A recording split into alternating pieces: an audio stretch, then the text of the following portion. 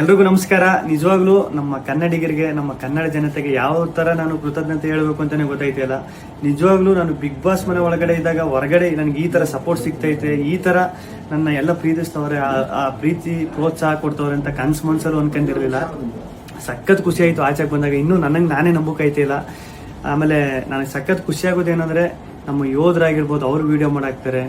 ಆಮೇಲೆ ನಮ್ಮ ಕನ್ನಡ ಜನತೆ ಅಲ್ಲದೆ ಬೇರೆ ರಾಜ್ಯದವರು, ಆಂಧ್ರ, ತಮಿಳುನಾಡು, ಬೇರೆ ದೇಶದಲ್ಲಿರೋರು, ಆಮೇಲೆ ನಮ್ಮ ರೈತರು ಈ ಸಂಕ್ರಾಂತಿ ಹಬ್ಬದಲ್ಲೆಲ್ಲ ಕಿಚ್ಚೊಡಿಬೇಕಾದ್ರೆ ಹಸುಗಳ ಮೇಲೆಲ್ಲ ಚಿತ್ರ ಬಿಡಿಸ್ಕೊಂಡು ಫೋಟೋ ಹಾಕೊಂಡೆಲ್ಲ ಸಕ್ಕ ಸಪೋರ್ಟ್ ಮಾಡಿದ್ರು.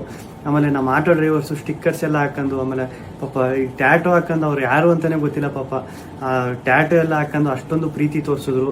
ಒಬ್ರು ಇಬ್ರು ಅಂತ ಹೇಳೋಕ್ಕಾಗೋದಿಲ್ಲ, ಚಿಕ್ಕ ಮಕ್ಕಳಿಂದ ಹಿಡಿದು ದೊಡ್ಡವ್ರವರೆಗೂ ಅಷ್ಟೊಂದು ಪ್ರೀತಿ ಪ್ರೋತ್ಸಾಹ ಕೊಟ್ಟು ಈಗಲೂ ಕೊಡ್ತಾ ಇದ್ದೀರಿ. ನಿಜವಾಗ್ಲೂ ನಾನು ಬದುಕಿರೋವರೆಗೂ ಇನ್ನೊಂದು